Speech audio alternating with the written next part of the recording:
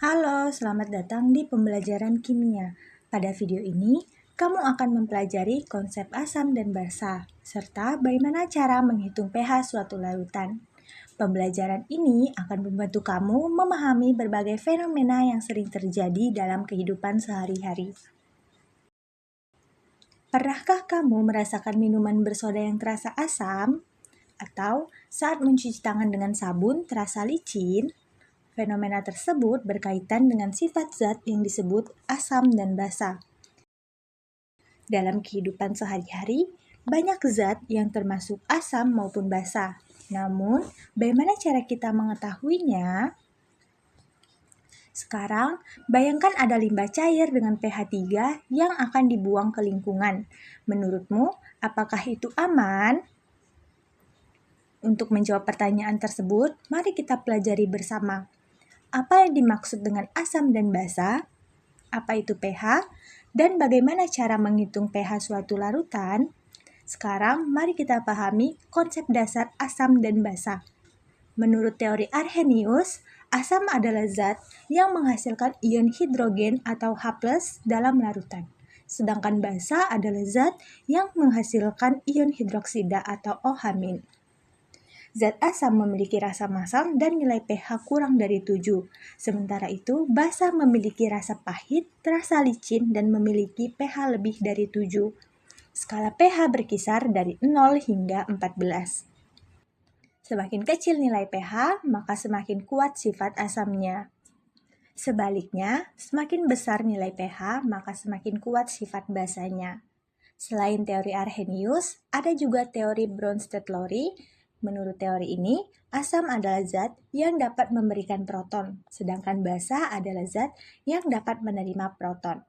Ada pula teori Lewis yang menyatakan bahwa asam adalah penerima pasangan elektron dan basa adalah penyumbang pasangan elektron. Ketika asam dilarutkan dalam air, akan terbentuk ion H+, sedangkan basa akan menghasilkan ion OH-. Jumlah ion-ion ini menentukan sifat dan kekuatan suatu larutan. Air juga dapat mengalami autoionisasi, yaitu membentuk ion H+ dan OH- dalam jumlah yang sama, sehingga bersifat netral dengan pH 7. Perlu diketahui, perubahan satu angka pH menunjukkan perubahan 10 kali lipat konsentrasi ion H+. Setelah memahami konsep asam dan basa, sekarang kita akan mempelajari cara menghitung pH suatu larutan. pH digunakan untuk menyatakan tingkat keasaman atau kebasaan suatu larutan. Secara matematis, pH dihitung menggunakan rumus berikut. pH sama dengan min log konsentrasi H+. Rumus ini berarti bahwa pH adalah negatif logaritma dari konsentrasi ion hidrogen. Konsentrasi ion hidrogen biasanya dituliskan dalam bentuk bilangan berpangkat 10. Berikut contoh soal di mana diketahui konsentrasi ion H+ sama dengan 1 dikali 10 pangkat min 3. Ditanya, berapakah nilai pH? Untuk penyelesaiannya, menggunakan rumus yang telah dijelaskan tadi, di mana pH sama dengan min log konsentrasi H+. Untuk konsentrasi H+-nya telah diketahui, yaitu 1 dikali 10 pangkat min 3. Jadi, di sini min log 1 dikali 10 pangkat min 3. 10 pangkat min 3-nya yaitu berarti 3. Didapatlah pH-nya yaitu 3. Ini berarti larutan bersifat asam.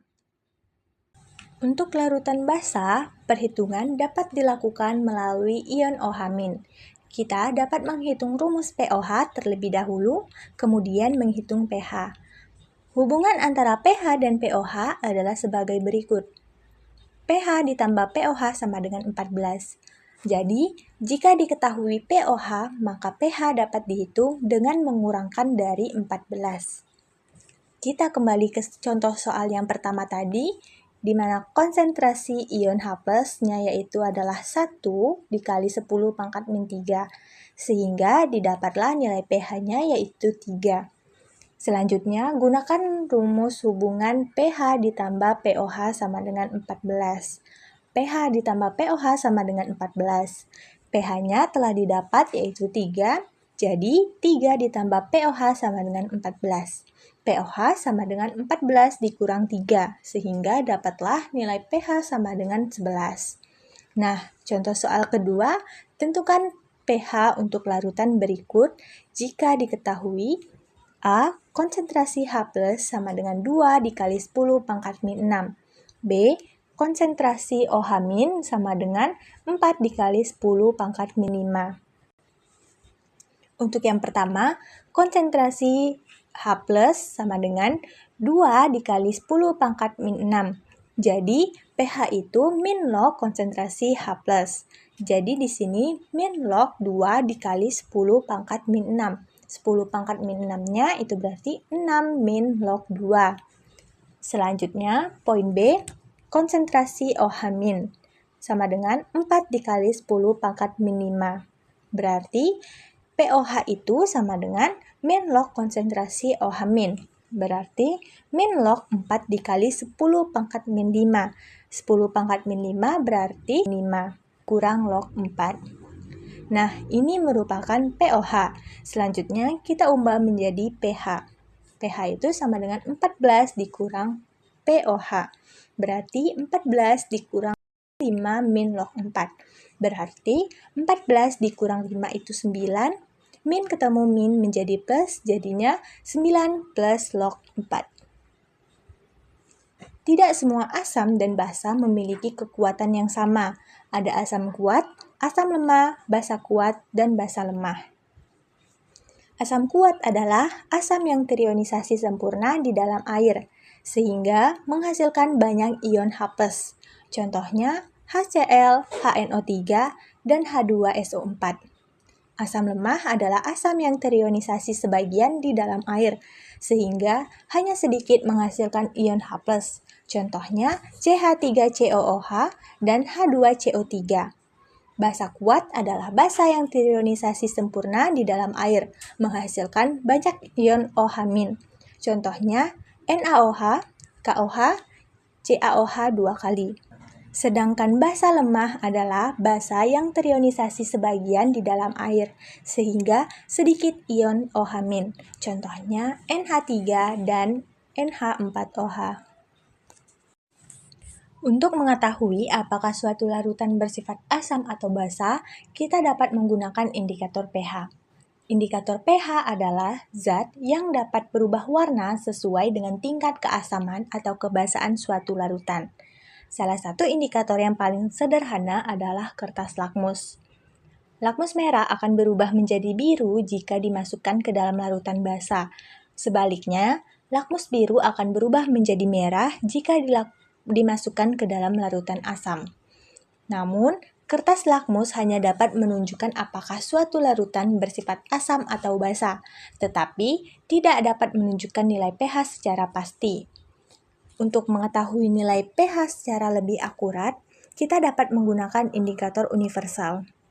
Indikator universal dapat menunjukkan berbagai warna yang sesuai dengan nilai pH, mulai dari merah untuk asam kuat, hijau untuk netral, hingga ungu untuk basa kuat. Selain itu, terdapat juga pH meter, yaitu alat digital yang dapat mengukur pH dengan lebih akurat.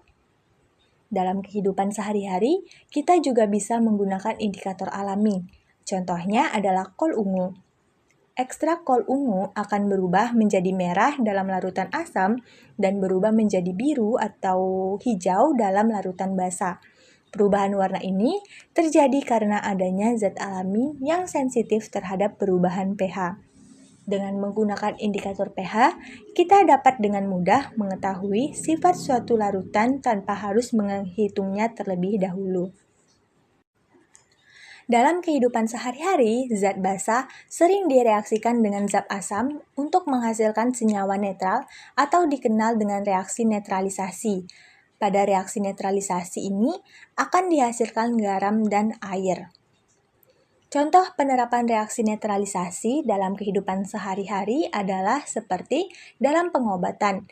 Misalnya, ketika seseorang mengalami sakit MAH akibat kelebihan asam lambung, digunakan obat antasida yang bersifat basa.